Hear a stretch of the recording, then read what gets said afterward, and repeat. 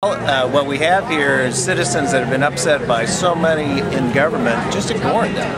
And healthcare is one issue where they spoke out loud and clear that over 80% of Americans said no, and they went ahead and passed it anyway, including the incumbent here, voted for healthcare, and people are upset. They're not being represented by their government, and they want a voice in Congress that will listen to them. Tonight is a time to reestablish our freedom and our liberty. I'm with the Missouri Republican Party, but this event is all about freedom and about you and about the Missouri Constitution and the U.S. Constitution. And what does liberty mean and what does freedom mean to all of us? Well, freedom means the very thing that made this country great. It means freedom to pursue our economic dreams and start businesses and make money and not be punished for doing it.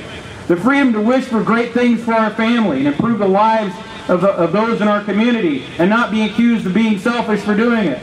It means the freedom to choose what schools we send our kids to and the freedom to make sure that our values are reflected in our institutions of education.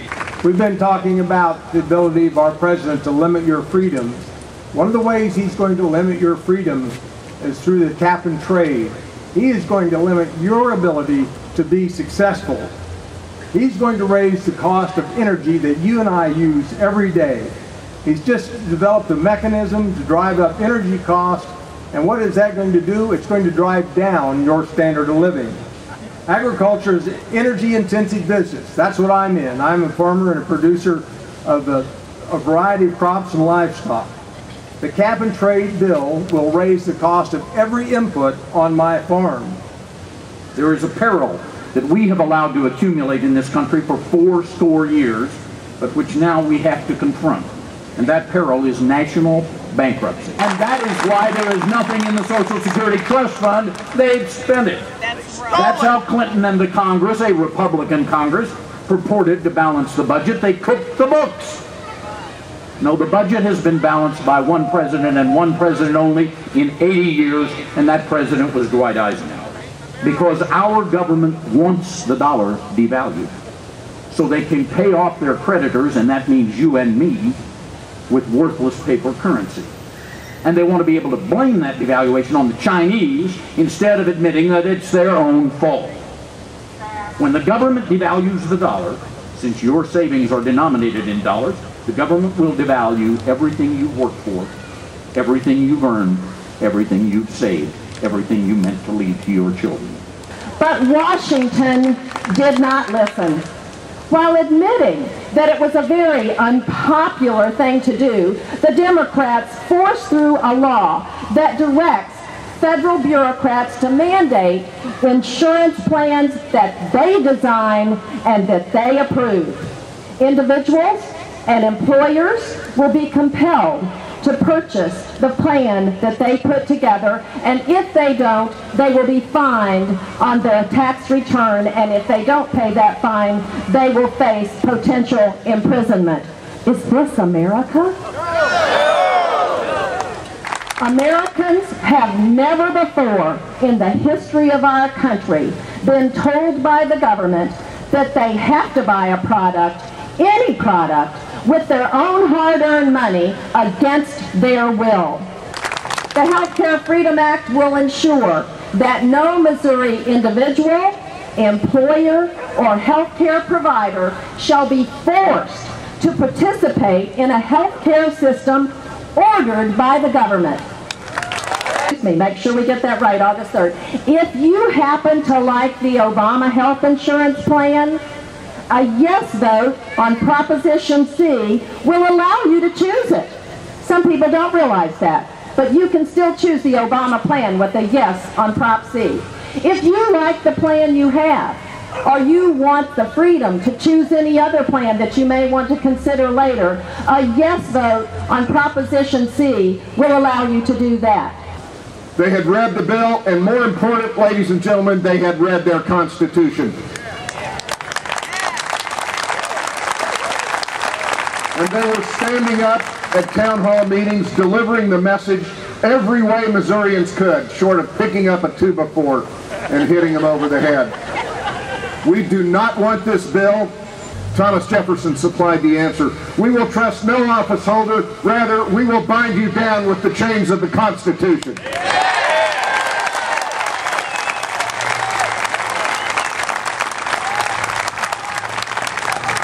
And it is, of course, the Constitution that Nancy Pelosi now snorts at and laughs at. Maybe you remember when she was asked about these constitutional issues, and she literally dismissed it with a snort and a derisive sneer. That's what they think of our Constitution, the guarantee of our liberties. We have seen over the last year in the healthcare debate the abandonment, the rapid abandonment of our federal system. James Madison, the founder of the father of the Constitution, wrote in the Federalist Papers, as the other writers did, Hamilton and the rest, that the genius of the federal design with sovereign states being a check on unlimited federal power was an essential guarantee of American freedom. And they have begun the steady abandonment of that federal system. Do you remember the Cornhusker kickback? Yeah. Do you remember the Louisiana Purchase? Yeah. They were so brazen about their corruption that they brought it out in the open for everyone to see that they were bribing senators and buying votes. And I want to say this about the visitor tomorrow.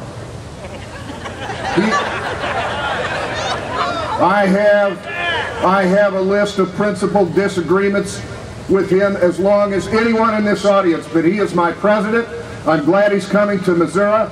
I welcome him, I respect him, and I respect his office. Now, I said that to the 4 TV cameras over here, and one of the questioners said to me, well, then what is this rally about tonight? I'll tell you what it's about, I said. It is about wonderful, salt of the earth, American citizens and Missouri citizens coming together to exercise our First Amendment rights, first to peaceably assemble, and second, to exercise our First Amendment freedom of speech and to petition our government for a redress of grievances. Let me tell you about my lawsuit that Lloyd referenced. Our lawsuit differs. The one we filed today in Missouri Federal Court differs from the ones you've heard about where the Attorney Generals of more than a dozen states have joined in the Florida case, or the Virginia Attorney General has filed a suit. They are suing as states, and I did not sue today as the state of Missouri. I thought it was better to bring, with those claims on the table for the states in those other lawsuits, and God bless them, I hope they make it. We wanted to bring the claims of individual Missouri citizens, and I have 3 plaintiffs who joined me. Why are individual American citizens by happenstance living in Florida in certain zip codes allowed to keep it, and the residents of 49 other states, including every Missouri senior, denied Medicare Advantage? Dale Morris steps forward to say, you are harming my health care, you are harming my capacity to get decent health care, and you are denying me equal protection of the law guaranteed to me under the Constitution. I believe there will be more joining our lawsuit. You would not be here tonight if you were not among those who are vigilant, who are active, who are brave. I'm proud to count myself among your number. Thank you very much. In a year when, we got a Senate, we don't have a presidential election, you get a crowd like this out that's as intense as this crowd was. I think what it tells you is for the first time in many years, maybe the first time in my lifetime, people are truly fearful about the future of the country. They are uncertain about America's future. We're a country that's always been about the future. It's going to be better in the next generation than it was in this generation. Our kids should have more than we had. They should do better than we've done. And a whole lot of Americans look at the future and they not only don't think their kids are going to be better off than they are, they're not sure that in their own lifetimes things aren't going to get a lot worse. And they don't think this president, this administration, or this Congress has any sense of that.